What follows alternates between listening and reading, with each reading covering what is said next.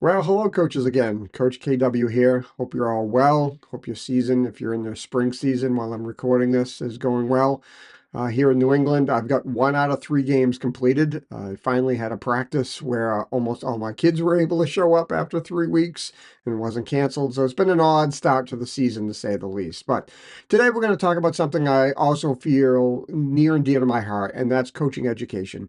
We expect our players to practice and get better. There's no reason why they shouldn't have the same expectations of us. We should be getting better at our craft if we're expecting them to work at their craft. So that's kind of where I'm coming at with this one. And we're going to talk about some things we can do for free and then some things that you can do to go to the next level through licenses and other methods. So let's get into this right now, okay? So first, what are some free ways that we can do this? All right. So one of the easiest ways is to watch games. We can watch games on TV, but what's even better is if you can go watch live games in person, so you can see what's going on and you can listen to what's going on.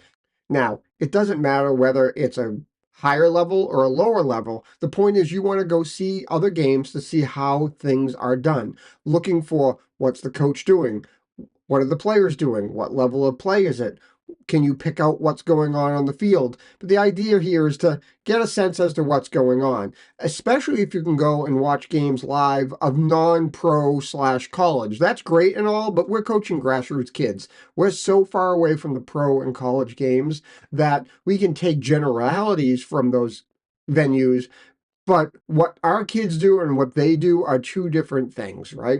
We hope someday our kids will get to that level, but right now that's not. Watching 7v7, 9v9, 11v11 town games, club games are a great way to see what's being focused on and how the coaches act. There are some coaches out there that are screamers and yellers and always talking. There are others that are more professor-like and will give instructions. And then there's some other great coaches that literally on game day, they sit with their hands on their lap and sit on the bench and talk to the subs on the bench because they feel that the game is where the kids need to go out and figure it out on their own. They've been taught what they need to do, and away they go. I tend to fall into that category a little bit. I do also try and give them some positive reinforcement. I am not a yeller and a screamer, and I'm certainly not a joystick coach, and you shouldn't be either. If you're out there trying to joystick every player around the field, telling them exactly where to go, just bring your PS5 controller with you if it makes you feel better. You don't want to be that coach. You want to be able to give them hints, give them positive reinforcement, ask questions that will help them get to the things that they should be doing, but they need to, at game time, that game time is really the quiz or the test based on all the homework that we've done in practice. If you can go and watch some practice sessions, go watch other coaches. Go watch other coaches in your town, ones that you know and respect, ones you don't know. Again, you can always get something out of it. You can get things that you want to do. Conversely, you can get things that you can clearly see that's not something you ever want to do with your team. And sometimes watching a bad example, you'll learn more than from going to watch a good example. If you can go and find a local club in your area and you can go and kind of drop in on practices there and just listen and watch to what they work on. Again, not every club coach is great. Some of them are not much better than any of us, honestly, as town coaches volunteering our time. But, there are some good ones out there. Again, take the good with the bad, learn what to do, and also take away what you don't want to do. It's a great way to do that. Watch YouTube. You're watching this video. There are lots of other good channels out there to recommend. Watch what they say. Not everybody has the same opinion of me, and that's okay. My opinion's my own, and it's generated from my years of experience and what I see in my neck of the woods. But other people's are different. Try to absorb all of that if you can. Read some books. There are lots and lots of coaching books out there. They have some great value. I'm going to include in the link a bunch of links to books on Amazon that I have found useful and interesting over the years. Some, again, are inspirational, some are more technical, but again, you can take something from all that. I coached a high school girls varsity team, and honestly, after 7th or 8th grade, girls are different than boys, even younger, but there's a lot of things from just their psychology and makeup that are different. And if you've never coached girls before, or you don't have girls, I'm lucky enough, I have 2 girls and 2 boys of my own, but it's a different animal. It was a great little 40, 50-page book that somebody turned me on to called Coaching Girls. And it was just a fantastic resource. And I'll put a link into that and a bunch of other ones out there. And lastly, if you can, try and find a way that maybe you can learn a little child development. Now, I have a background, I have a degree in education, I had to take child development classes, and they've been super helpful because they help you learn how children learn. They are not mini adults. They are completely different types of forms of humans. They learn in a completely different way than you and I do as fully formed adults. And it's really important to understand that. Too many coaches just think, well, I did this in high school or in college, and now I'm going to do that with my 4th grade team. It doesn't work that way. They don't absorb information that way. They don't have the neural processing that you do. They don't have the spatial awareness. There's lots of things, both mentally and physically and physiologically, that are not the same with kids to adults. Seek out ways that you can learn those things. One of the most interesting bits I learned, just a physiological thing, if you've ever taken a ball and you've thrown it kind of fast at a young player, 2nd grade, even 3rd grade or younger, and they put their hands up, it isn't because they're afraid of the ball, it's because their neural pathways in their optic processing area, after a certain speed, they can't process tracking that ball as a single object, and to them, it looks like many balls coming at them at the same time. If anybody's ever thrown more than one ball at you, you'll know the reaction you have too. You put your hands up because you can't track them all. That's why, US Soccer and others don't have goalkeepers at 4v4, is because honestly, they can't track the ball once it gets hits hard enough at them and it becomes a danger. So things like that become very enlightening once you learn some of those differences, because it starts to explain things that you've seen happen over time and makes more sense to you. So now let's go look at what you can do for getting a license. The licensing pathways are available to us here in the US. In other parts of the world, it may be different. You have UEFA, the FA, and we'll talk a little bit about that. But they're roughly the same concept. So here in the US, US Soccer Federation, USSF, they have a grassroots coaching license pathway now. They've had other pathways, and here on the slide next to me, you can see the full pathway. They have the grassroots, and then it kind of migrates into the adult/pro. We're really only concerning ourselves up to perhaps the D license that we'll talk about here. But to do the grassroots coaching, they offer a free online intro to grassroots coaching session. You can find it at the URL that I have here on the page. You take that course, it's free. Then they have both in-person and online courses for all 4 of the formats that happen in the US, 4v4 up to U8, 7v7 for U10, 9v9 for U12, and 11v11 for U14 and older.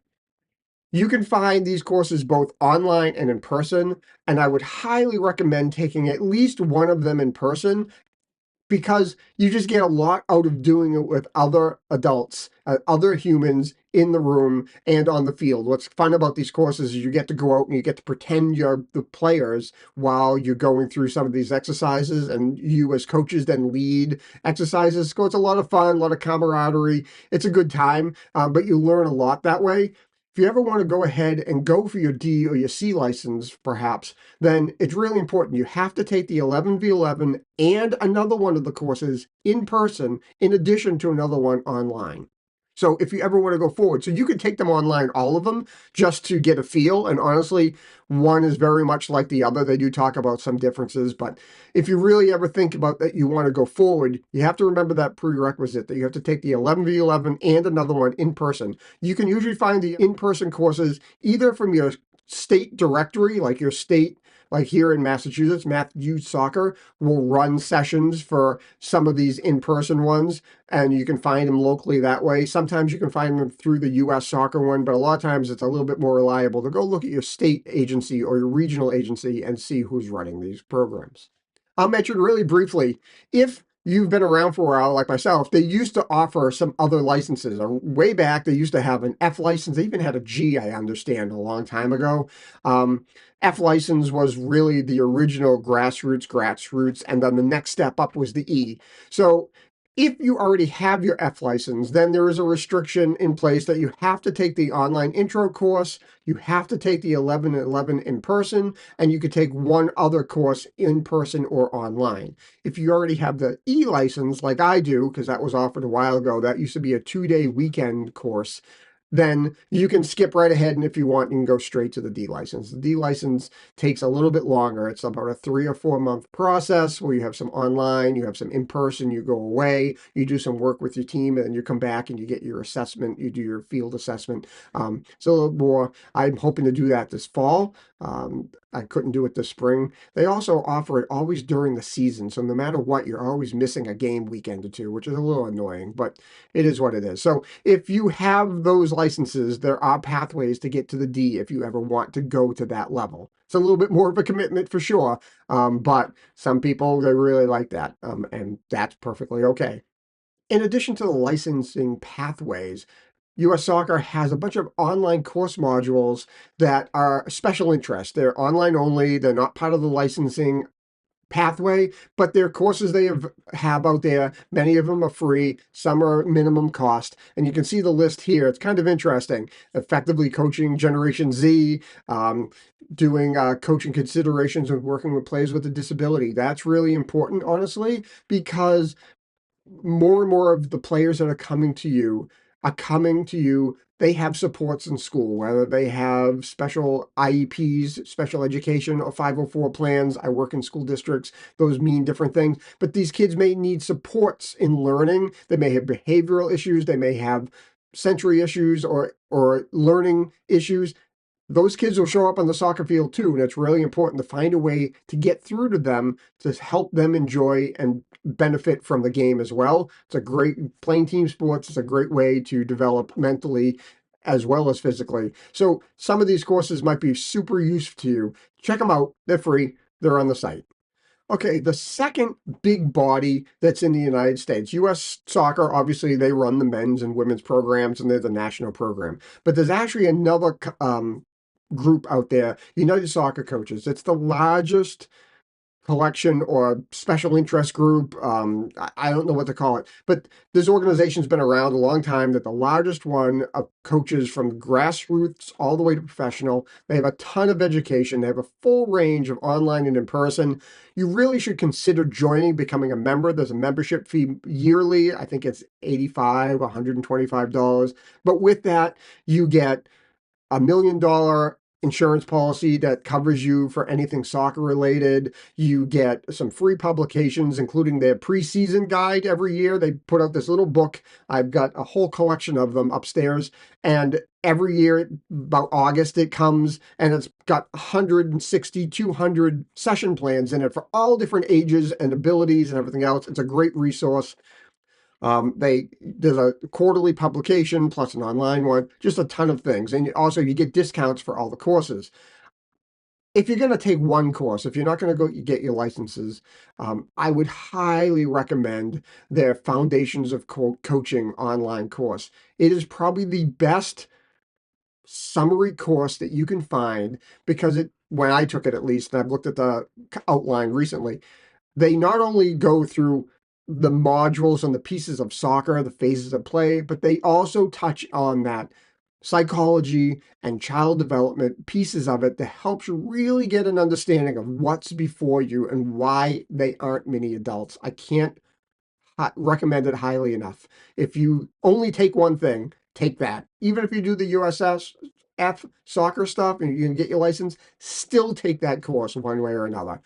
They also have a similar pathway like the C and the D and the E, but they're not recognized officially in terms of like a license that you might see for a club coach. But they parallel the USDCBA, and they parallel the UEFA ones too. And honestly, I find their courses to be more practical than the US soccer ones, to be honest. They're a little bit more focused on, they talk about not just the bigger picture of how to play, practice play, and everything else. They really do talk about phases of the game, practicalities with working with young kids, all those sorts of things. I find it very, very helpful.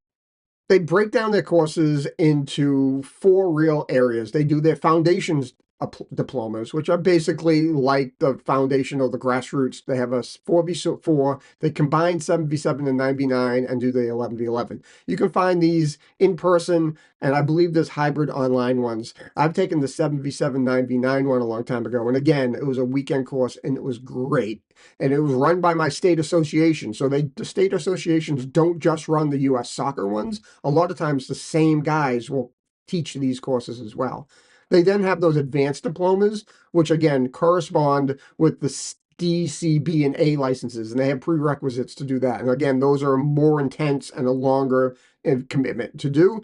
They have special topics diplomas, and a lot of times you'll see these offered during, like here in Mass Youth, they have a yearly conference, and during the conference, they'll offer one of these special topics as a diploma session where you go and sit for your 4 hours or 6 hours and you basically take that course in person.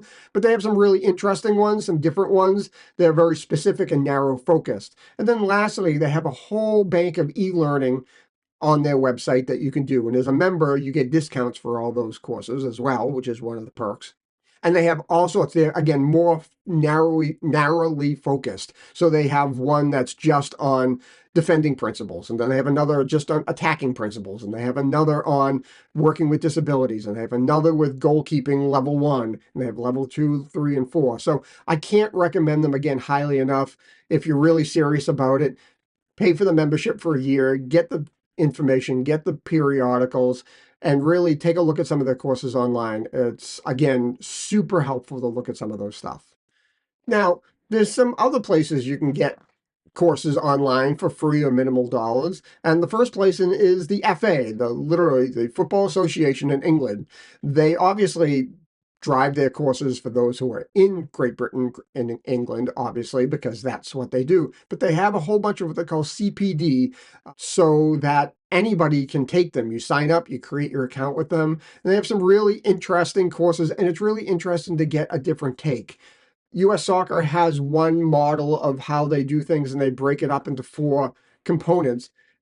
The FA has a similar one, but they call it something different, and they call it the quadrants. And it's just a different way of thinking about it. And again, it's a very interesting exercise to take some of those courses and compare and contrast, because sometimes maybe one of those approaches will be more to your liking or your understanding. So it's a great way. And then FIFA has a bunch of resources at their FIFA Training Center. A lot of this stuff is a little bit higher level, but they also have a lot of international stuff. They talk about places where under-resourced and how you can run a program. So it's really interesting, because if you work perhaps in an inner city or someplace else that's less economically developed than quote unquote the suburbs, and you struggle to find ways to do things, they deal with that on a global basis, and they have a lot of information there. It might be worth it to go visit that and see what they have out there for you. So there you have it. There's a bunch of ways that you can work on getting better yourself as a coach. Again, if you're expecting your players to practice and get better on their own free time, I think the players can ask the same of you, the coach, to get better on your free time. So I'm hoping that you'll try and go off and at least watch some games from some other coaches, but really look at the licensing. Some organizations require it, especially if you're going to be a travel coach. They want you to get one of those licenses, the grassroots ones, and it's easy to do, even if it's the online version. But again, it gives you some educational background into how kids work, how kids think. Again, they're not mini adults, not even close. That's why there's a whole profession. Spend a half a day in a teacher's classroom, and you'll see what they're dealing with, and then you get a flavor of that when you have 10 or 12 of them on a soccer field. Imagine 25 of them in a classroom indoors. It's a struggle, to say the least. So I hope this content is useful for you. I really hope that I can inspire you to go out and better yourself by looking at some of these resources, getting yourself some licenses, and getting yourself some education, because it just means you'll be a better coach. You're already interested in watching this sort of stuff from me. God knows why, but clearly you're hoping to get a little bit better. Here's one more way to do it. So until next time, have a great time out in the fields. I hope you and your teams are doing well. Until the next video, we'll see you soon. Bye.